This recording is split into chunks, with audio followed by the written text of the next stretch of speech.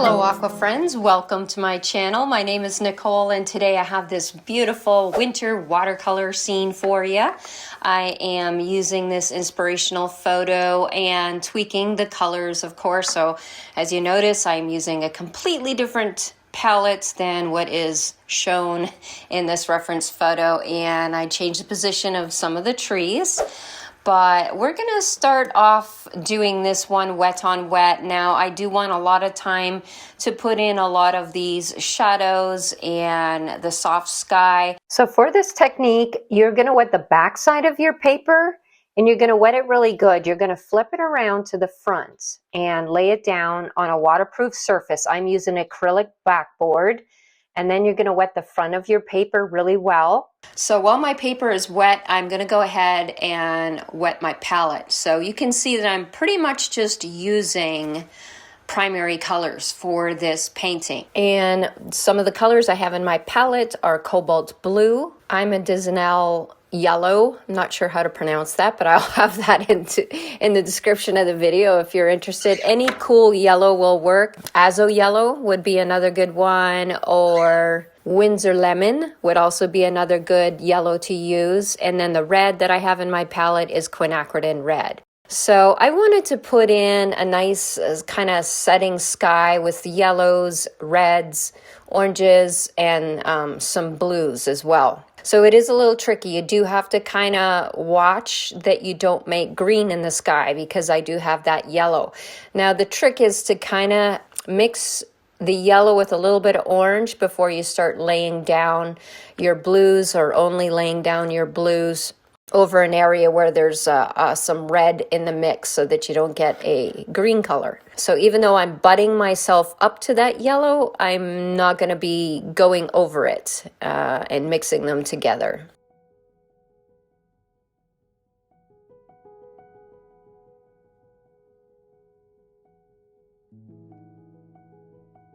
I'm babysitting my daughter's birds, so you probably hear them flying around and you might hear them chit-chatting while I'm doing this voiceover.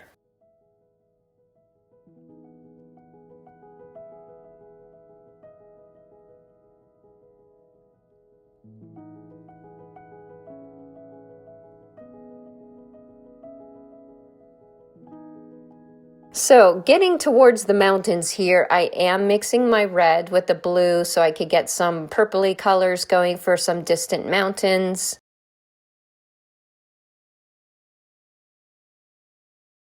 The foreground is separated in a couple of different segments. So I'm loosely following my reference photo and putting in those different areas.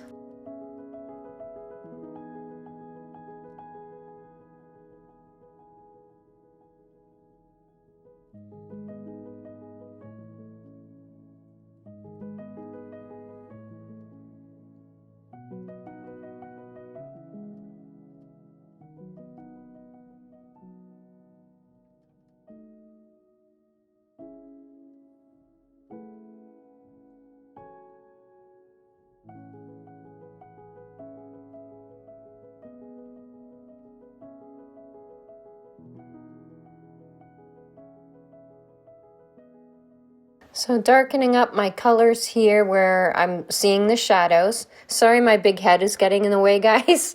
I think I had my painting a little too far forward in the frame there, so I had to lean over a little too much to get in those accurate areas. So loosely following these beautiful shadows, and notice that I am mixing up my blues and reds together, so I'm getting some variations of purples and blues. Now, my bad, I actually did that hill a little too soon because you see how it's bled up into my sky. So a quick fix here is to make sure that you have a clean, squeezed out damp brush, and you can go over that area that has bled too much up in the sky. And it'll create a tighter line and it won't be so out of focus. All right, so while I'm waiting for that to dry more, I'm gonna go ahead and put in this distant mountain. I am using some indigo blue for this, and notice that it's very dry. So I'm kind of like doing some dry brush effects here with this mop brush that I have, switching from a mop brush to a dagger brush to get in these teeny tiny pine forest trees in the distance. They're very sporadic. I'm not sure where this reference photo was taken. It was like Montana that has like, as you know, they do call that sky country. So they have a lot of sporadic trees and beautiful plains and mountains, and it's just beautiful.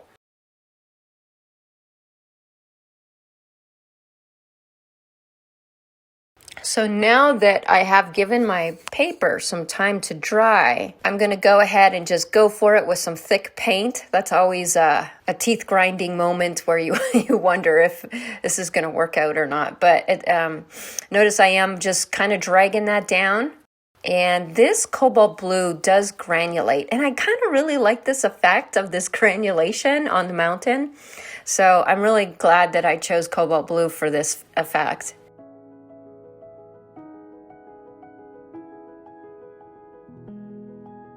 Deepening up my shadows here on the hillside in these snowdrifts.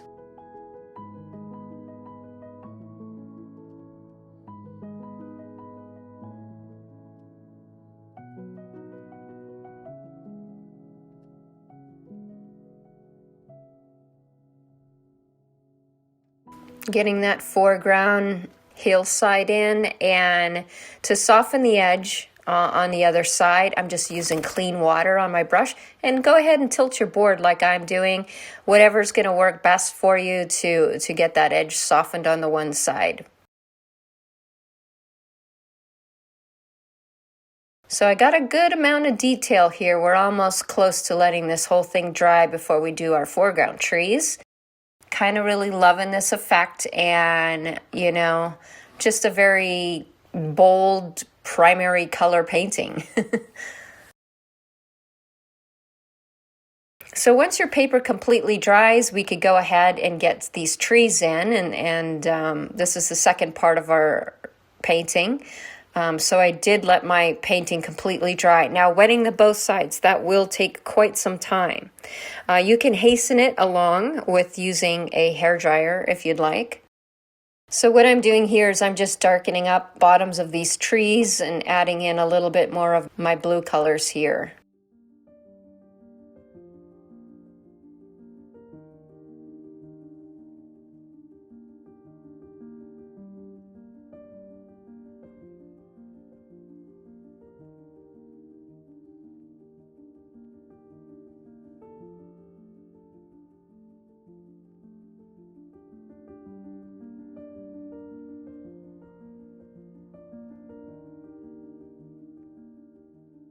All right, so in the very, very distant mountains here is some distant trees. I'm using the same colors, guys, so everything is going to blend really well together.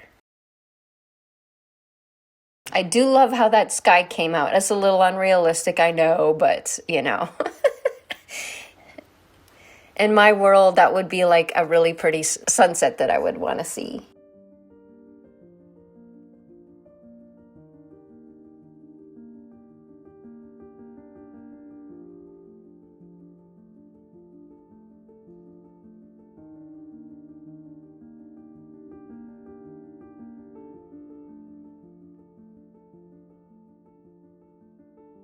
So drawing on, I won't lie, drawing in all these little trees does take a little bit of patience, but all these little details does make a beautiful painting in the end. So I'm sort of clustering them together like you see in the reference photo. Now the foreground trees in the reference photo, instead of putting them on that foreground hill, I decided to put them after the foreground hill so I could cast some shadows on the snow, and I thought that would look pretty cool. Plus, when you're doing a composition, you want to think about your rule of thirds, or you know what kind of composition that you're going to have to draw the eye in, and putting the cluster of large foreground trees after the hill would put them right at that 1/3 mark, which makes a good composition. So that was my thoughts behind changing that up.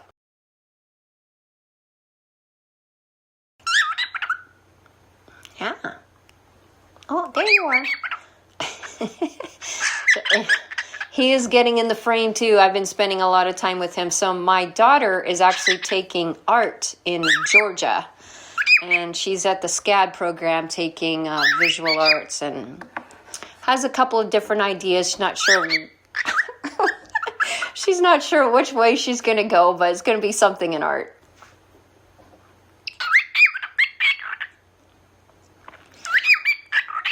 So I'm slowly making my way into the foreground here.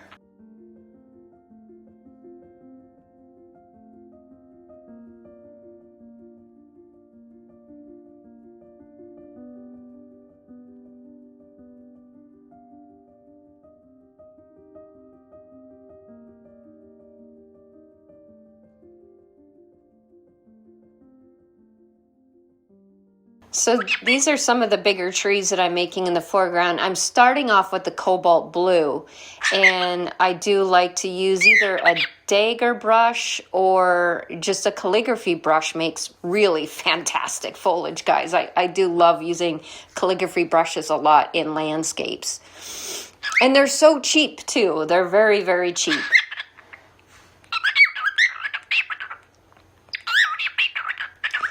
So I'm taking another blue that I have in my palette is a warm blue, and it is darker than my cobalt blue. It's the phthalo blue red shade. And I'm mixing it with the red. This will give me a darker blue color for the shadows under the branches.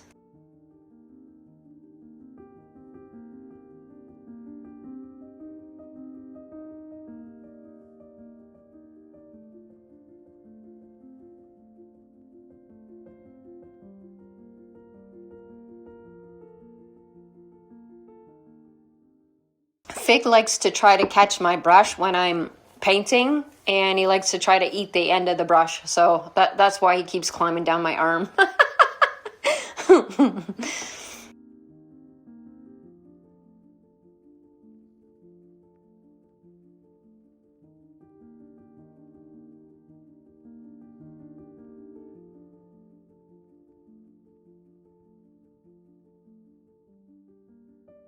The second tree, I'm doing it a little darker because it's behind that first tree, especially where the two trees meet. I will end up putting some darker blues there.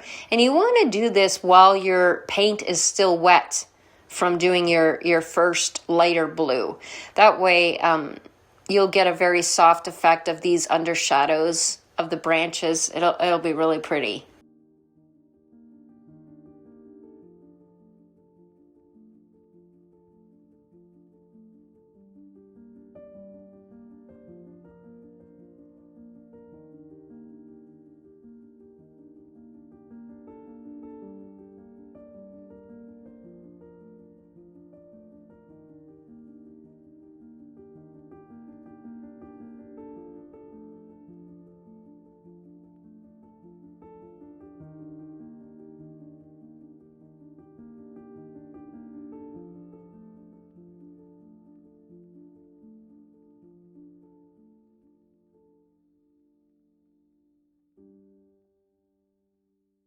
Now, what I'm doing here is I had way too much moisture on my paper. You could always pick that up by sopping it the extra moisture on a piece of paper towel, like I just did.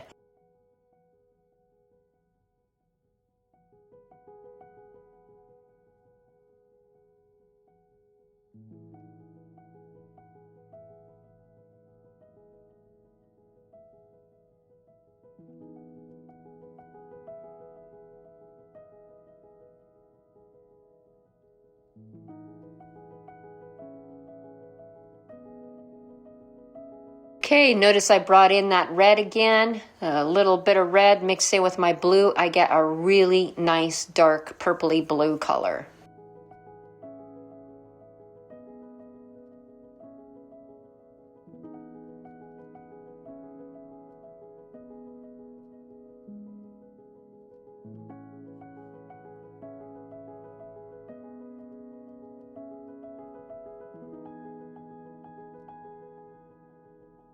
kind of decided last minute that I wanted one more tree there.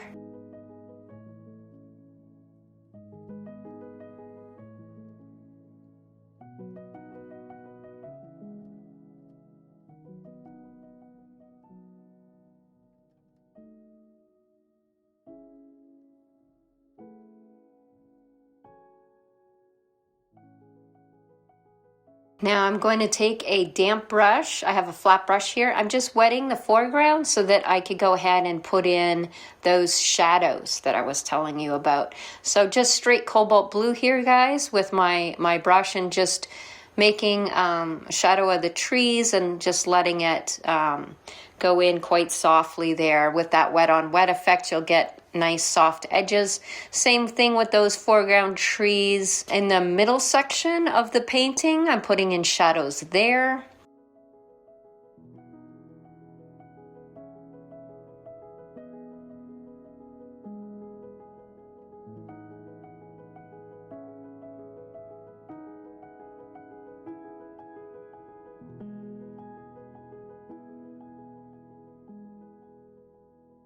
Hey, you guys could go ahead and sign your painting. You just created a masterpiece. Congratulations. You could take off your tape.